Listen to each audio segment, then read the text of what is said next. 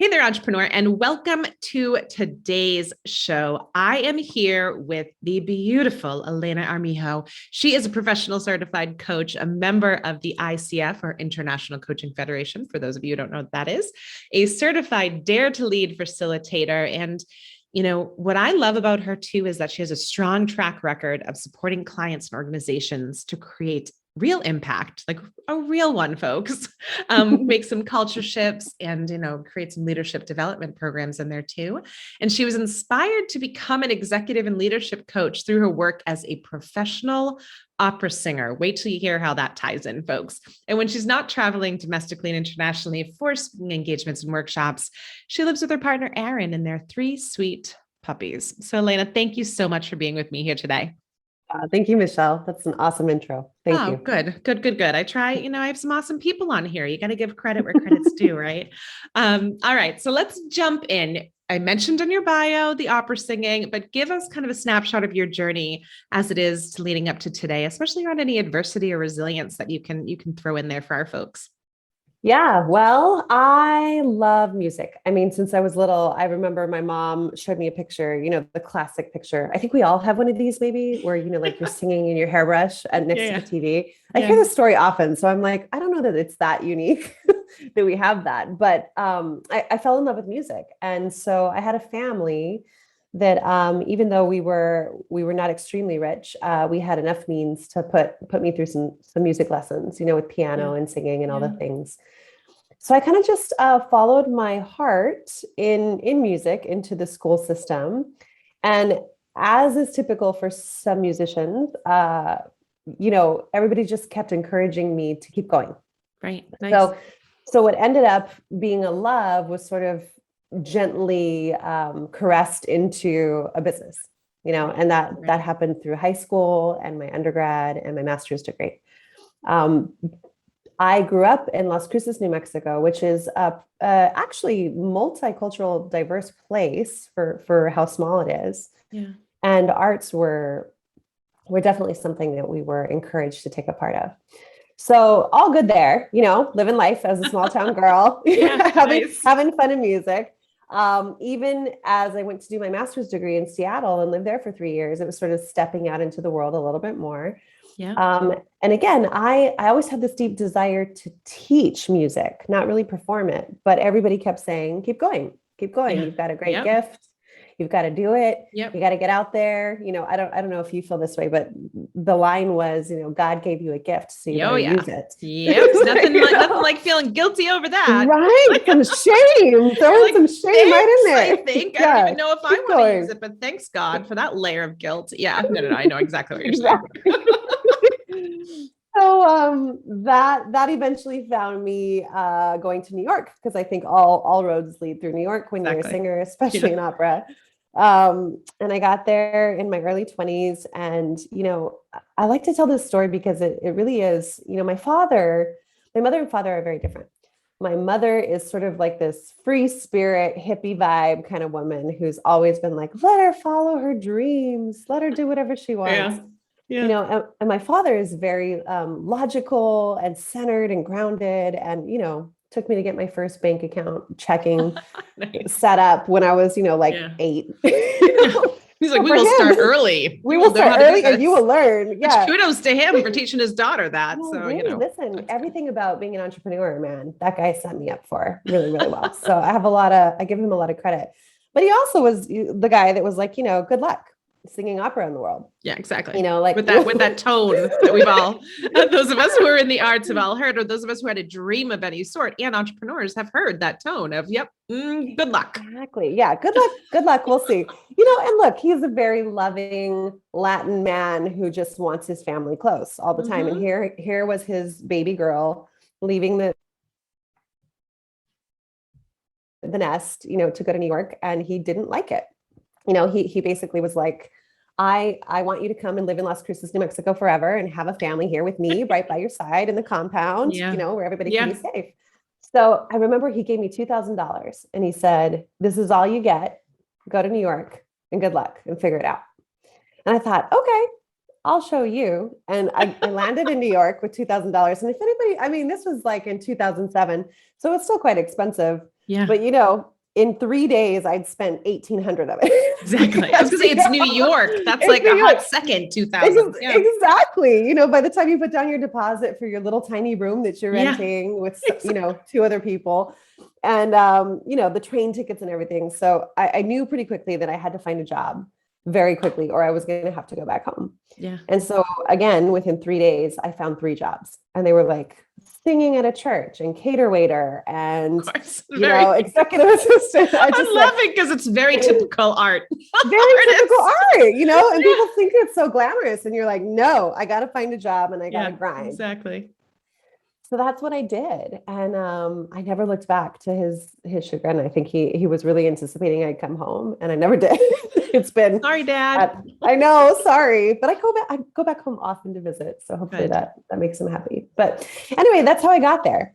Then I did the path that we typically do in opera, which is you do a lot of auditions every year, you sing for young artist programs, and things were going really well. Like I was getting hired. I was singing a lot. It seemed from the outset that, you know, I was doing exactly what I came to do. Right. But I remember there was a period of about 4 years there where I was on the road 10 months out of the year straight. Yeah. You know, and I'd only come back to New York to change my suitcase or like figure out what season of clothes I needed to find wherever I was going. And I was getting really burnt out. And I remember singing, I was actually at Syracuse Opera and I finished up the opera, you know, and you take your bow and there's like lots of people clapping and it's gorgeous and beautiful. Yeah. And then I turned around and I walked home to the artist housing that they had for us in the snow, you know, and I'm from New Mexico. So Syracuse snow was like, that's like a whole different realm. realm. You know? And so like I'm walking home in the snow and like I forgot to get groceries before the grocery store closed, before the show started. And the laundry machine was broken. And I think I had missed another birthday party of my brother's back home. And I was on my 3rd failed relationship, like no joke. Relationships were like a dime a dozen back then because I just couldn't sustain them. Right. And I remember thinking, I am so incredibly unhappy. I'm so lonely and I'm so unhappy. And everybody has said that I'm supposed to be happy. Like I'm doing it. I've reached my point here and I'm not. So I had to really take a long look in the mirror. And I actually hired a coach myself to work with to figure out what was going on.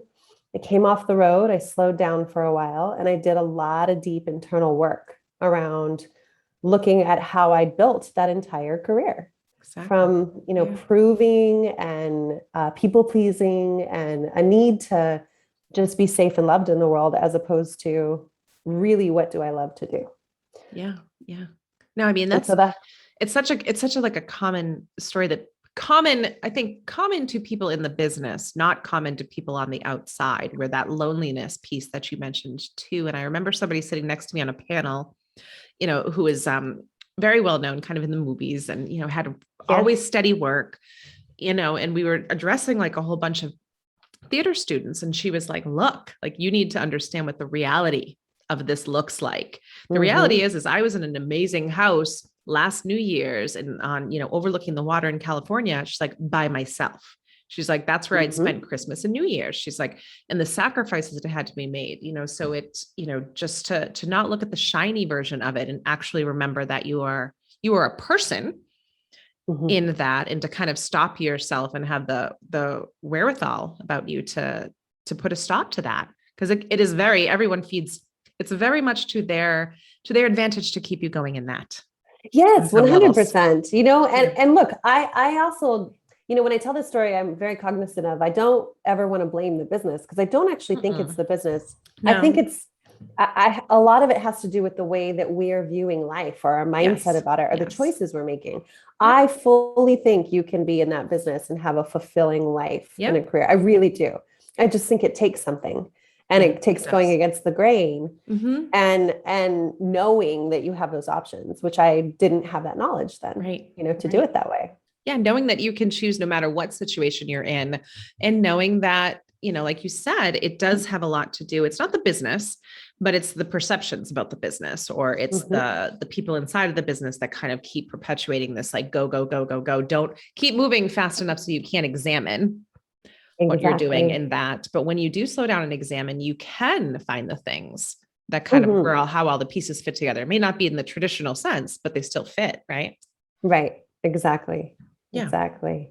So then how did you make that leap then to coaching from typical, high achiever over here that needs to prove to the world that you can do everything. Yep. I joined a coach training program. And here's the kicker. I did the coach training program because I wanted the fastest way to fix myself.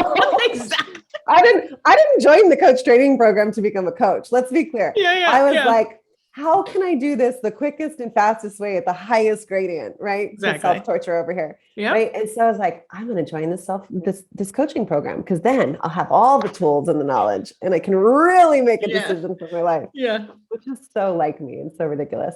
But I joined the coach training program. Again, no intention of becoming a coach. And by month 4, it was a 12-month training program, accomplishment coaching for those who are interested. I really can't say enough about them. They're incredible. And by month 4, I fell in love with coaching.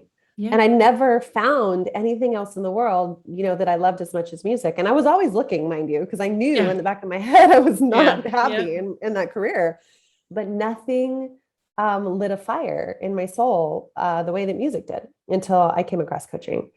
Yeah. And I really fell in love with the art of coaching, the industry. And for the first time, I saw something that I could really empower as a business instead of just something I love.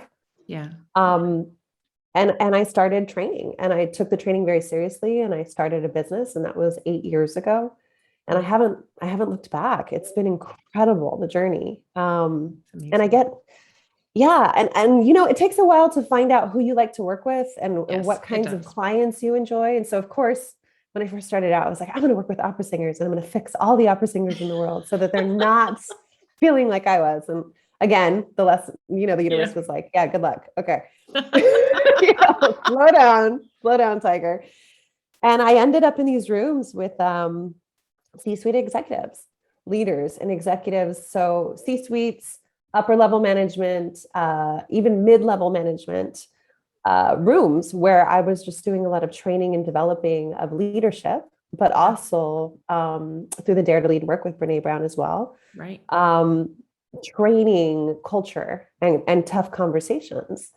Yeah. And I don't know. I think if you told me I end up in those rooms with like CEOs in tech or finance, I would have been like, what are you talking about? You mean like at a show? Because exactly. Like I can network with them at the donor party if you like. Exactly. But it was just I think what makes me so successful in those rooms is the artist in me. Yeah. I think a lot of beautiful people in those roles have forgotten that they are creative souls, and they've forgotten the artist side, the artistry of what they do. Yeah. And so you have somebody like me coming in, reminding them of that, but also being very bold with them and holding them accountable to bring that part of their life back and light up that fire in their companies and their business. Yeah. And that right now is a conversation I think is really needed in the world. Yes, absolutely. Which is a perfect segue to a transition. So well played, friend. Well played. So, you speak a lot, which I love about kind of the high achieving women profile and, this new, I say new in quotes for those of you listening, not watching, idea that, women are overworked and underappreciated, which is not a new idea, but can you give us your 2 cents, around that topic, especially for those of us who are listening, I'm saying us because me included in that, who are high achieving women. And we're recording this in November 2021. The pandemic is still a thing and we're tired. So, what are you seeing in the landscape out there in terms of that? Well, I like to say that COVID exposed all of the things that we were hiding from, I think people are talking about right now, the hot topic is the Great Resignation. Yeah. And somebody yesterday said the Great Reflection. And I was like, oh, yes, that's nice. That's better. That is actually what's happening, right? Because this whole pandemic, I think, forced us all to look at our demons and the things that we were not willing to contend with. Exactly. And I think that's both personally and professionally in the corporate world and at work. And so this idea that, like women are overworked. Yeah, you're right. Not a new concept at all, but all of a sudden you had evidence for it and you Yeah. got to see it because it wasn't working anymore. It Yeah. just physically could not work when all of the support structures were taken away. And I don't want to make it just about women. Men felt too. similar, similar pain points. But I think that women were the quickest to say, this isn't working. I know what we need, and I'm out, Right. which is why we saw some women really leave the workforce because they were like, we have no other options and this is what we've got to do. Right. So what I love about what's happened is nobody can hide from the conversation anymore. Yeah. It's kind of obvious. It's glaringly obvious in our supply chains and our companies with like hundreds of openings in our, and I like, thank you for bringing men to the conversation as well too, because I know like my husband all of a sudden was having these realizations of what it looked like to be a working parent and to have that kind of integration of worlds. And now he's holding space for his employees in a different way. And, so it has to be kind of this collective, effort going forward, right? 100%. Yeah. I don't think it can be either or. We have to help each other out.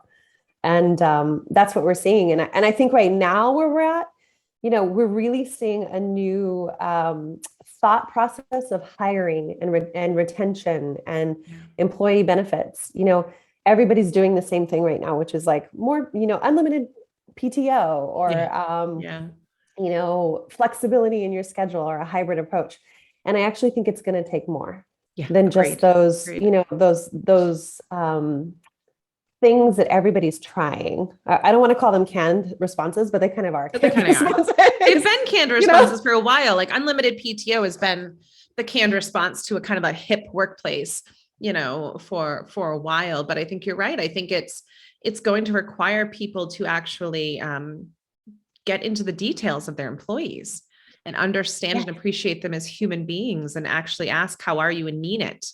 Yeah, that's such a great point, because that's what I think is stopped taking this like umbrella approach to your employees or your company and get in there with your people. Ask you, like, Michelle, what do you need to be successful at this job, and how can I support you in getting that? And it's going to be different, and it's going to be overwhelming, and you're going to have a million things to juggle as a leader of a company, and that's what it will take to rebuild your culture. And have people invested and want to be, on board with you. Yeah. And I think to your earlier point, though, I think if some of even like our CEOs, entrepreneurs, right, who have scaled to this point of now they're over, even hundreds of employees, right? You have to remember that artistry in you. You have to remember that passion that got you going, because sometimes, I hope you would agree that like sometimes the CEOs become removed, especially if they were like an entrepreneur of a startup, right? Yep. You become removed and you're so far away that it does feel overwhelming, I would imagine, to try to get to know, but get creative with it, right? Yeah. Yeah. There's not a one way approach. And if you open that up, the brainstorming part of it, there's so many ways you can be connected. It's such a great point. I recently launched a company, and I'm realizing that my only job as a founder and a CEO, well, I won't say only, maybe that's a little dramatic, but one of my jobs is to hold the vision and the integrity of the vision for this company. And there are lots of ways to do that. But if I lose sight of that, then I'm not being the clearing for my culture. Right. So I think that's a great place to start, for sure. Yeah. And identifying the values, right? Speaking of Dare to Lead, understanding kind of those value sets that your company holds, or that even if you're a solopreneur listening to this, like, what are the values? And I mean, I'm talking like 2 or 3, right? Not like everything but the kitchen sink when it comes to your values. And then using that as kind of that litmus test for whether you're on or off. Like, is that how you would approach even walking into a boardroom? I can imagine. Yeah. That's an interesting question to ask. I love it. I love where you're looking, because one of the things Brene Brown does really, really well is she operationalizes things. Yes. So we take a concept that we've all talked about, again, something that's traditionally been lip service for all of us, whether it's a mission or a vision or your values, and we find ways to actually put them in action, hold ourselves accountable, and show results, actual ROI for their operation. Yeah. So I think that's where I typically start. I go in and I say, we sit down and we say like, okay, what are your values of the company and why did you choose them? Let's revisit them because Exactly. this is another thing. Companies are afraid to redo them, Yeah, because they're like, which but is we've stood interesting, for right? this. Like it's like when you Yeah, ask someone to do like a rebranding and they're like, but I love the color that I picked like 20 years ago, even though it's not relevant to the times. Like I exactly. mean, I feel like that's where like I want to take those CEOs and remind them of that person they were when they started up, right? And like shake Yes. them and be like, Yeah. remember that thing when you were scrappy and like resilient and Mm-hmm. always moving and Mm-hmm. willing to evolve? Like, let's get excited about that part. Yes, yes, and don't be afraid to shake it up again, because Yeah. that's the thing. The more you hold on to the control and you don't actually Yes. go outside your comfort zone and take some risks again, that's when you stop growing, right? Right. That's when things stop and they slowly start to die. Exactly. So, You're either evolving or you're kind of dying, not to be again exactly. dramatic, but I mean, it's true because time's not stopping, Yeah. right? Time, Yeah. trends, people, are evolving. Like there's so many things that are going to move past you if you stay Mhm. with that status quo. So it's almost like when the pandemic hit, from my personal perspective, I viewed entrepreneurs as kind of the lucky ones because we were used to kind of that evolution, that pivoting, that I hate that word now after the Yeah. Yeah. pandemic, Pivot, pivot, pivot. so, but what are you telling, once you go past that step, and I know we're slightly off topic, but I kind of like this, is that, once you go to that step and you're saying, okay, well, what were your values? Why were they there? How do you move forward to change things? Well, from there, we create a plan and it says, okay, so where are we seeing these values show up and where are we not seeing them show up and why? Yeah. Let's get curious. And by the way, this isn't just the C suite Right. This is answering these everybody. questions. Yeah. This is everybody. Yeah, the whole company. Do some reviews, do 360s, do whatever you have to do to listen and get feedback from your people and be in conversation with them. Right. So that's the next step is looking for where you're out of alignment with them and they're not being lived. You're not Right. living into your Into them. values. Mhm. Yeah. And we go look for those places. That's literally what we do. We go look for the gap. And then from there, we practice. And Yeah. the thing this next step, I think everybody always gets a little, this is where I think as humans, we think that we can get it right. Yeah. And you can't Yeah, get it you can't right. get it right. Yeah. Not even like I don't care if you've been practicing these values for 20 years and you think you're really good at them. Like we're dealing with Yes. humans. So Yes. it's an ever-changing game. We were just speaking about it a minute ago. Like, but Mm-hmm. only like you have to give yourself some grace and space too, because what I was seeing from leadership was that like being especially middle management right now, where you have a Mm-hmm. team above you to answer to, a team below you to answer to, the pressure of the pandemic in your personal life, and Mm-hmm. all of these different pressures, like it's never a level playing field. So it's going to Mm-hmm. need to have to adjust, right? As you're going through. 100%. One of my favorite mentors, his name is Michael Madden. And actually, when I was in EA, working my Yeah. tail off as an opera Yeah. singer, I remember one time he said to me, he said, man, this business would be perfect and flawless if only we didn't have humans. Exactly. Exactly. That's why I'm always like, if your business, like you can't say like, let's take the personal out of business. Because if you have people involved, it's impossible. That's it, and I think about that all the time. And what I love is coming to people and saying, look, especially when we're talking about conversations about DEIB or Yes. race Yep. or equity. I guess that's all in DEIB, but if you're having the conversations to fix a problem, you're not in the right conversation. Yeah. It's not But fixing. it's not fixing anything. It's being with and Yeah. expanding and growing and meeting people where they're at. Right. So just because we're giving you all these tools and you're trying some things, if you're trying to get it right to be successful at it, that's the thing I really encourage people to put down and instead look at it as practicing so that you can be in the moment with Yeah. people. It's like being a singer. And I Yeah, love that you're a singer exactly. because you know this. It's like we Yeah. practice all the time. Yeah. And you're like, get it right. But for me, at least when I was singing a ton, and anybody who was doing that with me will laugh at this, is that if I practiced too much, there's a chance that I would literally skip pages of songs, like because I Yes. had I had automated it so much in my mind that, there was one I looked over and a pianist was like flipping the pages because he had no idea where I jumped to. And I was in the middle of a cathedral singing, but it was because I was on autopilot. Yes. And I had tuned out to that connection that we needed from like a human perspective, right? That's so good. Yeah. And for me, like I would spend hours and hours and hours practicing trying to get a line right. Yeah. Yeah. Perfect, right? Because that's what we were told. Like it must be perfect in order to be able to do it right. Yeah. But then, really where the magic happened and the art happened was when you stepped on stage and you let go of the perfection. Exactly. And instead you said, let's see what happens. We've prepared. And now the only thing to do is be in this moment with people and just see what happens. And I think that is a big part of what we could bring to the corporate world right now. With where people are at. Yeah. I mean, it's, you prepare for the worst, hope for the best kind of thing. But at the same time, like you're exactly right.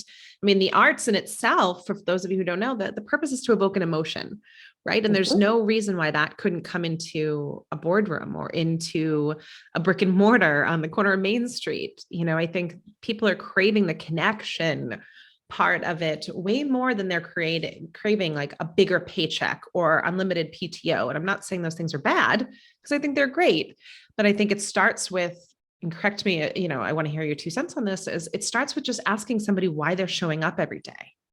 It's a beautiful question. I tell people that are recruiting right now all the time, have you asked people why they're interested in this role and what it means to them personally? That second part is very important because why are you interested in this role will get you a canned answer. On some levels, right? The second part will give you a little bit more insight. Exactly. And how can I support you in where you want to go in the next 5 years because of your values, which could be something like, I really want to support this company because I know they're doing great things for the world. That might be one company that we're talking about, but really looking at the connection of what the person is here for, meaning like on this earth and what they believe in, right? Their values, how that connects to the company. That's step 2. And then what will you all do together for the next 5 years? Yeah. Right. Yeah. I think that those are the conversations we have to start having. Well, of course, and your buy-in is a lot stronger that way too. And it's interesting because we talk about kind of that aspect of things when it comes to selling, right? Like you need the connection, you need the common ground, you need the alignment on a lot of levels, maybe not, completely down to value set, but I'm wondering, like we do it with external clients, but we don't treat the people and like internal clients who are the employees, which has always fascinated me because there's no imaginary line that's between. Yeah, exactly. And when you forget that, you're just getting the inside out, right? Yeah. Yeah. And I think you're not allowing people to, you don't know what you're dealing with at that point as a leader. If you're going to kind of create this culture that is, I don't know if this is the right phrase, but kind of like surface level, where you don't really know where kind of, the feelings and the individuals lay on things, like that's a scary thing. You don't know, like then you're leaving it up to chance. Definitely. Things. So for our high achievers that are listening right now, our high achieving women who are kind of at their maybe potential breaking point, but they're just really trying to get to that point where it's like, well, how do I, number one, balance doesn't exist, but how do I integrate things, so that I can live the life that feels good to me? How would you proceed with that? Yeah. Well, there's a couple places I would have you start. So the first is to the balance conversation.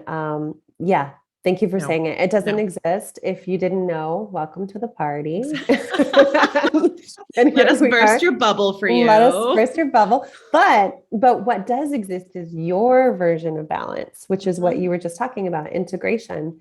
And so the first thing I will always remind people is you can have it all. You just can't do it all at once. Exactly. Right? Yeah.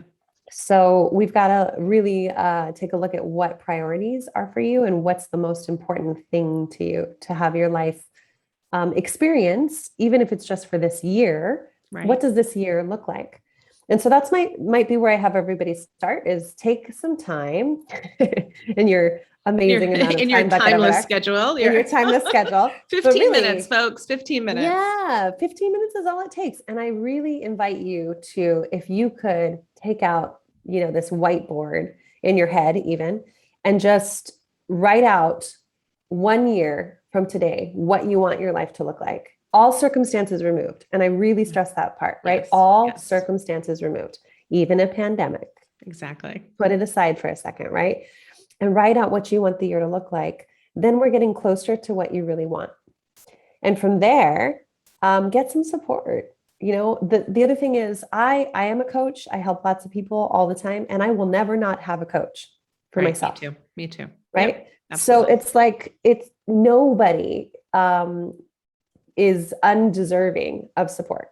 I like to say you don't need a coach. I honestly don't believe people need coaches, but everybody deserves a coach. Exactly. And so if you can find people to support you, mentors, coaches, therapists, all of these beautiful resources that are out there in the world now that people are finally embracing at a very big level. Yeah. And that lots of people are having access to for the first time, in the world, which is a whole nother conversation about access. But, that's where I would start, is go get help with somebody who can have your back and stand for this to go differently for you, so that you're not living the same patterns out. So that's the first place I would start. For the ones that are on the breaking point with your employers, I would sit down and have an honest conversation, whether if you're looking to go interview or if you're actually looking to reinvent with your current employer, have an honest conversation. Sit down and say, this is what I need to be successful. Right. And I think for women, traditionally, we have had a really hard time saying that because we've been taught that that's not okay. It's impolite. It's impolite. It's not great. And it will be something that you get slapped down for, on the traditional path, right? You're not playing the game. Right. Exactly. The coolest thing about this time in history is I think for once we have an opening where you can say those things and people will either be on board or they won't. But I think this is the time, especially in this market where everybody's looking, it is a buyer's market, you can go find the place that has everything you need in your values, and people are willing to work with you on that. And if you're interviewing with somebody or you're talking to your boss and they're simply unwilling, consider this is not the place for you to grow and thrive. Right. And if that is used against you and playing the game, like, again, to your point, if that's not the place for you to grow, at least it's black and white at that point on some levels. Right. And there are very seldom things that I will say are black and white in this world, but at least like you've done the diligence to go and have the conversation so that there's no wondering, there's clarity of expectations and things like that. So then you can make an educated decision around what you want to do. Yeah. And when I say get clear about what you want, really get clear. Yes. What's the flexibility? Do you want to be in the office? How many days do you want to be in the office? What's the salary you want? Yeah. And the salary sometimes trips people up because it's not like, well, I deserve to be paid, $100,000 more. And I've been underpaid for the last 20 years as a woman. Okay. That might be true, but how about we put that conversation down for a second and look at what would the extra $100,000 mean to you? Yeah. And what would it get in your life? And why is it important? What is it grounded in other than should or deserve? Because that's actually going to fuel you going and creating it. Yeah. As opposed to demanding it because, everybody's doing it right now. Right. Right. I have seen a lot of that. Like, well, go take advantage of it. Well, be careful, because sometimes like an extra $100,000 doesn't align with even what you want your life to look like to your earlier point, right? If you sit down, and I often ask clients like, well, what do you want the first thought to be that runs through your head when your eyes open before your feet hit the ground in the morning, right? Yeah. Is it like, oh crap, I don't want to do this again? Or is it, there was one speaker that said once that she said, she started training herself to say, I'm back. When she opened her eyes in the morning, she's like, I'm back, I made it. But I think it's even a step before kind of getting clear is remembering that you have the choice to get clear, right? At some point as adults, for some reason, we kind of have this, marker in the ground of when we no longer have a choice and we need to just go on autopilot for the rest of our lives, or like set it and forget it mentality. Why do you think that people kind of get stuck in that? Well, I think there's a lot of reasons people get stuck. One of the common things I've heard, and I want to be really clear about when we say, because I love what you're preaching, Michelle, because I believe it. Everybody has choice. I've had people come to me and say, okay, but what about the single mother who, Right. you know, Right. is African American, who can't get a, you know, nobody will hire her, Yeah. who is Yep. discriminated against, you know, constantly. What about her? She doesn't have choices. And I'm like, okay, there's a difference between circumstances and Yes. choices. And Exactly. I Agreed. really want to highlight that for people, Thank right? you. Because we Yep. don't get to choose our circumstances. We don't get to choose that we had a pandemic, but we Right. do get to choose who we be about them. And Mhm. that's the thing that you're speaking to, you know, Yes. which is everybody has choice about who you be. Hmm. And that gives you access to possibility. Right. And that's really all we're doing with choice is the possibility of creating life on your terms Yeah. exists amidst your circumstances.